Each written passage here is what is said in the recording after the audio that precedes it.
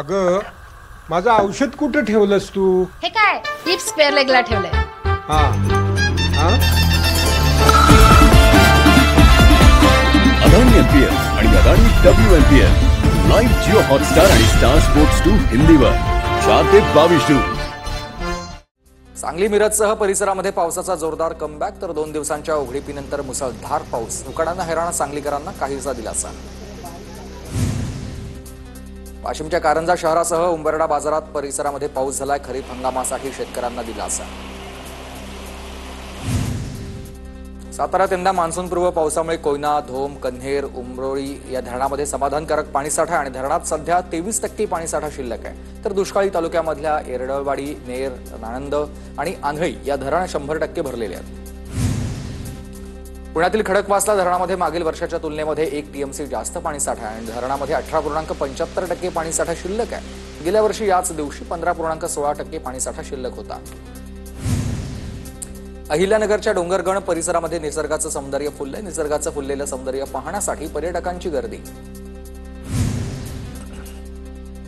मे महिन्यामधील पावसामुळे परभणीच्या गंगाखेडमधील मासोळी प्रकल्पामध्ये समाधानकारक पाणीसाठा आहे आणि पावसाळ्याच्या आधीच गंगाखेडकरांची पाण्याची चिंता मिटली आहे. पालकमंत्री राधाकृष्ण विखे पाटलांच्या शेतकऱ्यांच्या बांधावर ते गेले आणि वादळी पावसामुळे झालेल्या नुकसानीची त्यांनी पाहणी केली. वादळी वाऱ्यासह आलेल्या पावसानं अनेक शेतकऱ्यांना फटका बसलाय. नंदुरबार जिल्ह्यामध्ये झालेल्या मान्सूनपूर्व पाऊस आणि अवकाळी पावसामुळे 622 घरांचं नुकसान झालंय. तर अवकाळी पावसाचा 200 हेक्टरपेक्षा अधिक पिकांचं नुकसान आणि पंचनामे होऊन नुकसान भरपाई कधी मिळणार याची शेतकऱ्यांना प्रतीक्षा आहे. संत मुक्ताबाईंच्या पालखीचं बुलढाण्यामध्ये आगमन तर पालखीचं यंदाचं हे 318वं वर्ष आहे. संत मुक्ताबाईंच्या पालखीला पंढरपूरमध्ये प्रथम प्रवेशाचा मान मिळालाय. विदर्भातील पंढरी म्हणून ओळखलं जाणारं संत गजानन महाराजांची पालखी पंढरपूरकडे मार्गस्थ झाली आहे. 700 वारकऱ्यांसह टाळ मृदुंगाच्या तालावर शिस्तबद्ध पद्धतीने निघालेली ही पालखी मालेगावमध्ये दाखल झाली आहे. हिंगोलीतून दोन्ही डोळ्यांनी दिव्यांग असलेले 15 वारकरी निघालेत पंढरीच्या वारीला. पालखीमध्ये सहभागी झालेल्या वारकऱ्यांचं हिंगोलीत स्वागत. संत गजानन महाराजांच्या पालखीमधील वारकऱ्यांना वाशिमच्या मालेगावमध्ये 100 लिटर दुधाचं वाटप करण्यात आलंय. श्री संत गजानन महाराजांची पालखी पंढरपूरकडे मार्गस्थ. श्री क्षेत्र शनी शिंगणापूरमध्ये शनिदेवाच्या शिळा परिसरामध्ये फोटो आणि व्हिडिओ काढण्यास मनाई असेल. भाविकांची होणारी फसवणूक रोखण्यासाठी मंदिर प्रशासनाचा हा निर्णय आहे.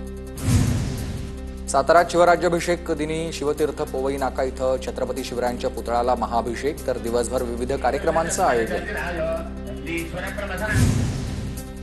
नाशिकच्या सटाणा तालुक्यातल्या तहसील कार्यालयासमोर असलेल्या टॉवरवर चढून आंदोलन. सटाणा शहरातील अतिक्रमण काढण्याची मागणी आहे. अतिक्रमणामुळे वाहतुकीला खोळंबा. स्थानिक स्वराज्य संस्थांचा जळगाव महानगरपालिका निवडणुकीसाठी राष्ट्रवादी शरद पवार गट सज्ज झाले. राष्ट्रवादीच्या पदाधिकाऱ्यांची ही माहिती आहे.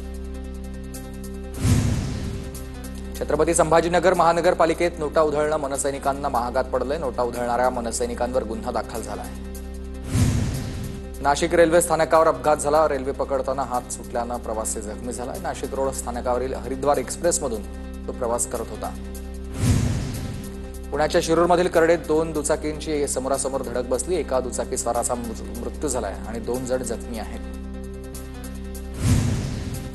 नाशिकच्या मालेगावमध्ये चोरी केलेल्या वाहनासह एकाला अटक तर स्थानिक गुन्हे शाखेच्या पोलिसांची कारवाई. दाभाडी शिवारातून वाहन चोरी केलेलं होतं.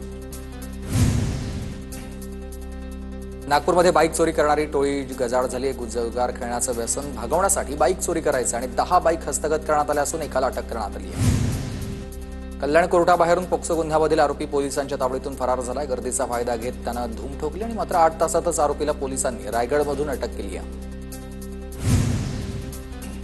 गोंदियामधील वैनगंगा नदीत बुडून 3 महिलांचा मृत्यू. महिला पिंडदानासाठीच गेलेल्या असताना ही दुर्घटना संपूर्ण घडली आणि या दुर्घटनेनं परिसरातून हळहळ व्यक्त केली जाते. कल्याणच्या गोळवडीमध्ये पत्नीनंच पतीवर उकळतं तेल फेकलं आणि पत्नीवर गुन्हा दाखल झालाय. पती गंभीर जखमी आहे. रुग्णालयात उपचार सुरू आहेत. गडचिरोलीमधील तरुणांकडून चंद्रपूरमध्ये गांजा विक्री. दोघांना अटक. 1 किलो 881 ग्रॅम गांजा जप्त. पुण्याच्या धायरीत बेकायदा पिस्तूल बाळगणारा गुन्हेगार पोलिसांकडून स्थानबद्ध करण्यात आलाय. साजन विनोद शहा असं या गुन्हेगाराचं नाव आहे. मध्य रेल्वेच्या भुसावळ विभागीय मे महिन्यामध्ये 18,000 प्रवाशांकडून फुकट प्रवास, फुकट्या प्रवाशांकडून 11.19 कोटींची वसुली. जालना जिल्ह्यात जवळपास 3,500 जन्म मृत्यू प्रमाणपत्र रद्द करण्यात आलेत. नायब तहसीलदारांनी दिलेले दाखले परत देण्याची कार्यवाही सुरू आहे. सोलापूरमधील उजनीश जलाशयामधील नायगोविंदगाव ते अगोती या दरम्यान पूल उभारणीच्या सर्वेक्षणास सुरुवात झाली आहे. शेतकरी आणि नागरिकांच्या आशा पल्लवित झाल्यात. जळगावच्या मुक्ताईनगरच्या पूर्णा नदीच्या बॅकवॉटर पाण्यामध्ये जलपर्णीचं साम्राज्य आहे. नागरिकांचं आरोग्य धोक्यात आलं असून जलपर्णी काढण्याची मागणी होते. धाराशिवच्या परंडा तालुक्यातल्या भोंजा हवेली इथं विकसित कृषी संकल्प अभियान विविध मोहिमेअंतर्गत आता या सगळ्या परिसरातील शेतकऱ्यांना मार्गदर्शन करण्यात येत आहे. भोंजा हवेली, मुगाव, अनाळा, सिरसाव आणि वाकडी तसंच भांडगावमध्ये हे अभियान. नवप्रविष्ट पोलीस प्रशिक्षणार्थी विद्यार्थी यांचं शिस्तीचं पालन त्यांनी करावं. सर्वसामान्यांना न्याय देण्याची भूमिका बजवावी.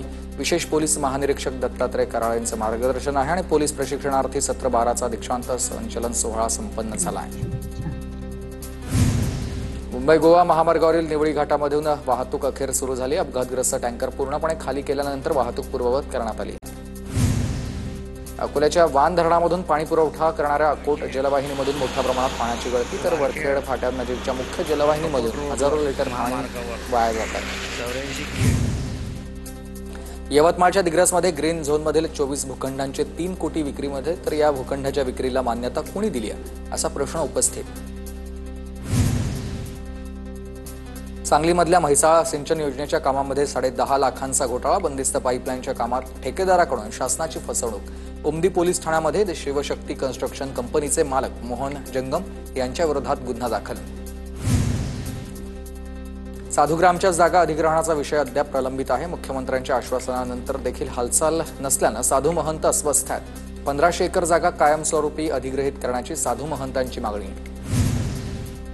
छत्रपती संभाजीनगरमध्ये पर्यटकांवर मधमाशांचा हल्ल्यामध्ये 200पेक्षा अधिक पर्यटक जखमी. सप्तकुंड धबधबा परिसरामध्ये देखील पर्यटकांवर मधमाशांचा हल्ला झालाय. नाशिकच्या चांदवडमधील दुगावमध्ये बिबट्याचा धुमाकूळ, तर बिबट्याला तातडीनं जेरबंद करण्याची मागणी होते. बिबट्या सीसीटीव्हीत कैद झालाय. जळगावच्या मोकाट कुत्र्यांच्या हल्ल्यामध्ये 4 वर्षीय बालकाचा मृत्यू झाला. जिल्हाधिकारी कार्यालयासमोर नागरिकांची महानगरपालिकेविरोधामध्ये घोषणाबाजी, तर कुटुंबाला 25 लाखांची मदत देण्याची मागणी. जळगाव शहरामधील अनेक भागांमध्ये रस्त्याची कामं अपूर्ण आहेत. वाहनधारकांना मोठा त्रास होतोय. अनेक ठिकाणी रस्त्याची कामं अद्यापही सुरूच आहेत. धुळे शहरामध्ये 850 कोटी रुपयांचे भूमिगत गटारींचे काम सुरू आहे. महाराष्ट्र जीवन प्राधिकरण आणि महानगरपालिकेकडून कामांना सुरुवात. मात्र चेंबर रस्त्यापेक्षा 1 फूट वर आल्यानं वाहनधारकांना हा त्रास. बीडच्या परळीमध्ये मुख्य रस्त्यावर जड वाहनांची पार्किंग, नागरिकांची गैरसोय. मौलाना अब्दुल कलाम चौक ते छत्रपती संभाजी महाराज चौकपर्यंत वाहनांची पार्किंग.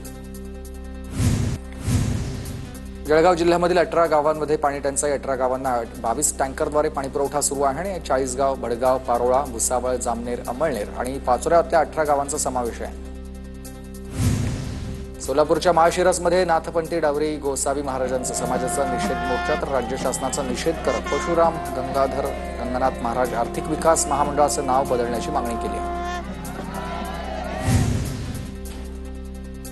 नाशिक जिल्ह्यातील आरोग्य यंत्रणा आजारी आहे. लासलगावसह नाशिक जिल्ह्यातील ग्रामीण रुग्णालयांमध्ये औषधांचा तुटवडा आहे.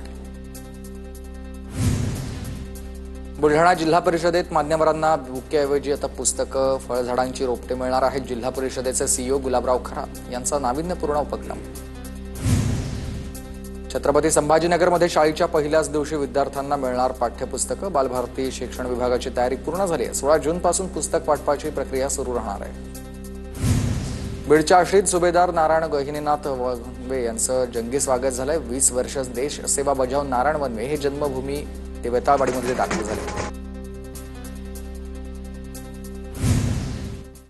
अगं, माझं औषध कुठं ठेवलंस तू? हे काय हिप्स पेअरलेगला ठेवलंय. हा हा